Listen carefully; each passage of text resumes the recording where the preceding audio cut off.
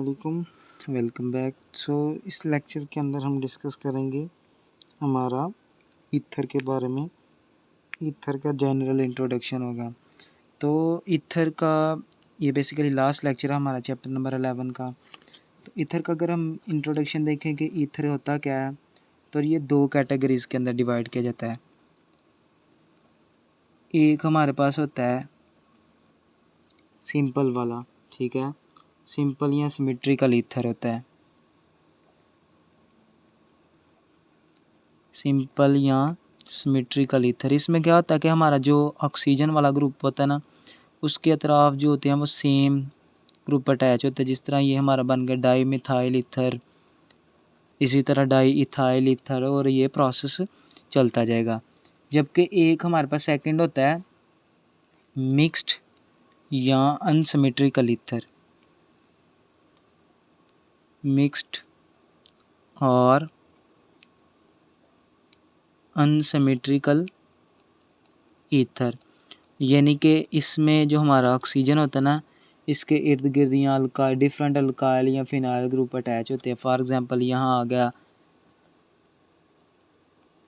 Methyl और यहाँ आ गया इथाइल, तो ये बन गया इथाइल मिथाइल ईथर।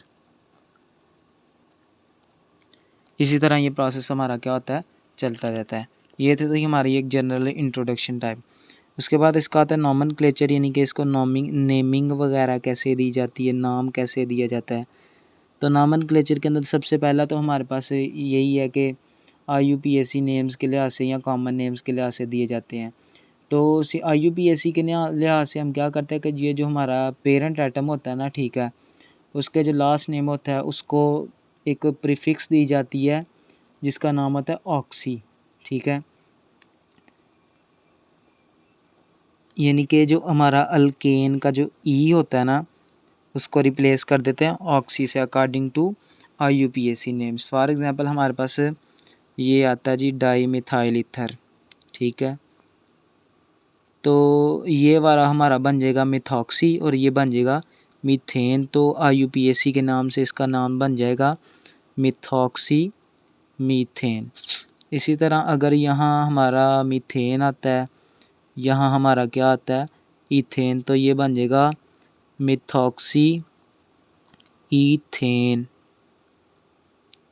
उसके अलावा अगर डाई इथाइल ईथर आता है तो इथॉक्सी ईथेन। इस तरह ये प्रोसेस चलता जाएगा, यानी कि मिथॉक्सी बेंजीन वगैरह भी आ सकता है, ये वाला प्रोसेस भी चल सकता है। यानी कि अगर यहाँ हमारा क्या आ जाता है बेंजीन ग्रुप अटैच हो जाता है फिनाल, तो ये क्या बन जाएगा हमारा मिथॉक्सी बेंजीन। इट मीन्स कि एक बात तो हमारी वन एंड डन हो चुकी है कि OXY के साथ रिप्लेस कर देना है। लेकिन ये जो IUPAC नेम ये कॉमन नहीं है, डिफ़िकल्ट भी होते हैं, ठीक है। तो डिफरेंट प्रोसेसेस हमारे चलते रहते हैं। नॉमेनक्लेचर के बाद हमारे पास आ जाती है बात इसकी प्रिपरेशन की, इसको कहाँ से प्रिपेयर किया जाता है। तो प्रिपरेशन के भी हमारे पास कुछ जनरल जो हमारे पास मेथड है वो मौजूद हैं कि किस तरह इसको प्रिपेयर किया जाता है। तो प्रिपेयर करने के लिए हमारे पास ये डायरेक्टली अल्कोहल से डायरेक्टली भी इनडायरेक्टली भी प्रिपेयर किए जा सकते हैं। सबसे पहला प्रोसेस है हमारे पास बाय विलियमसन सिंथेसिस। विलियमसन के सिंथेसिस से भी हम इसे क्या कर सकते हैं, प्रोड्यूस कर सकते हैं। उससे क्या होता था कि दो अल्कोहल के मालिक्यूल होते थे, ठीक है, साथ ये पीछे हमने रिएक्शन शायद वो किया था, रिपीट किया था। ये हमारा बन जाएगा फिन ऑक्साइड वाला आयन बन जाएगा, और उसके साथ हमारे पास क्या होगा, अब ये जो हमारे पास बनी है चीज़, इसका हम डायरेक्ट आगे किसके साथ रिएक्शन करवाएंगे, एक हम मालिक्यूल लेंगे O नेगेटिव Na पॉजिटिव, और इसका आगे रिएक्शन करवा देंगे अल्काइल हैलाइड के साथ। तो उसके नतीजे में हमारे पास क्या आ जाएगा, यहाँ सोडियम ब्रोमाइड बन जाएगा, और साथ हमारे पास क्या बन जाएगा डाई इथाइल ईथर बन जाएगा, साथ सोडियम ब्रोमाइड।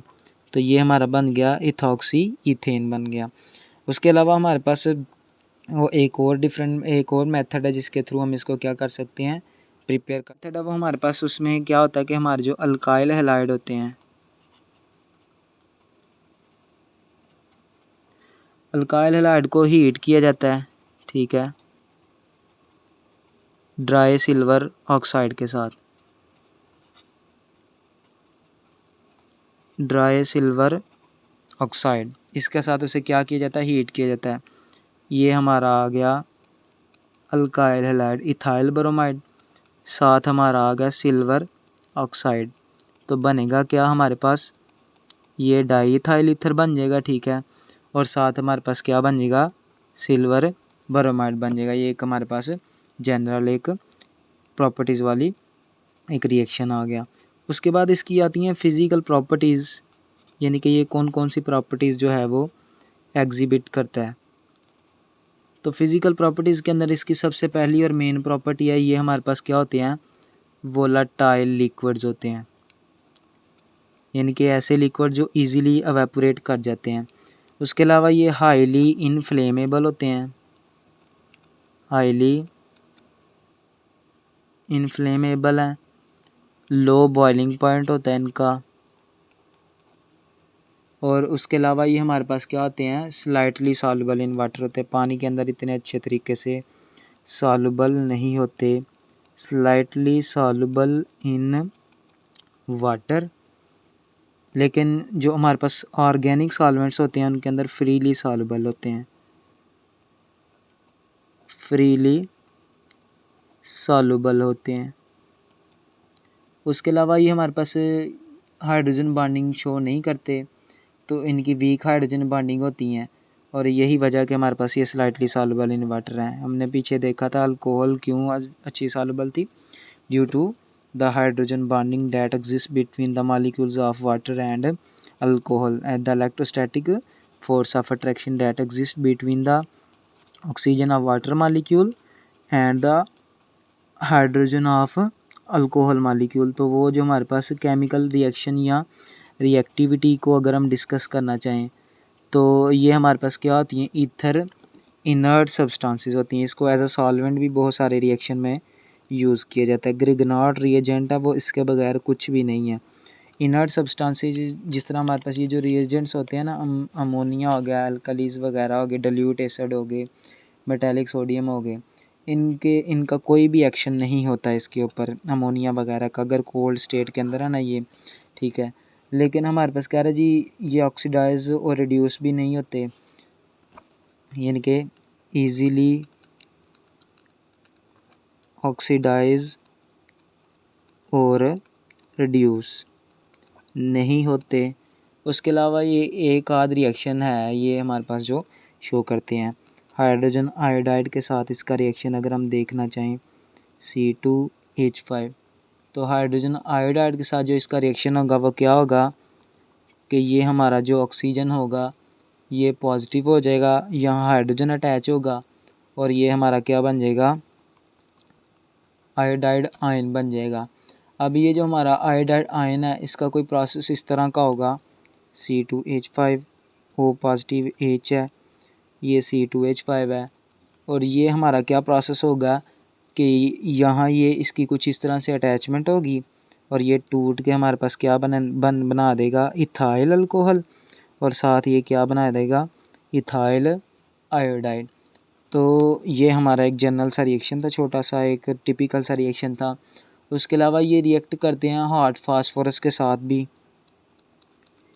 फास्फोरस जो हमारा क्लोराइड है PCl5, उसके साथ जब ये रिएक्शन करते हैं तो ये क्या करते हैं, C2H5Cl, दो हमारे पास किसके मॉलिक्यूल बनाते हैं, उसके अल्काइल हैलाइड के। एक Cl इधर से मिलेगा, ये एक C2H5Cl बन जाएगा, एक और मिलेगा तो क्या बन जाएगा, दो हमारे पास अल्काइल हैलाइड बन जाएंगे, पीछे बचेगा P, एक बचेगा O, और साथ दो क्लोरीन उधर चलेगा तो ये बन गया PuCl3। तो यही हमारा जो था चैप्टर नंबर 10 था, जिसके अंदर हमने अल्कोहल, फिनोल एंड ईथर को बड़ी डिटेल से डिस्कस किया है।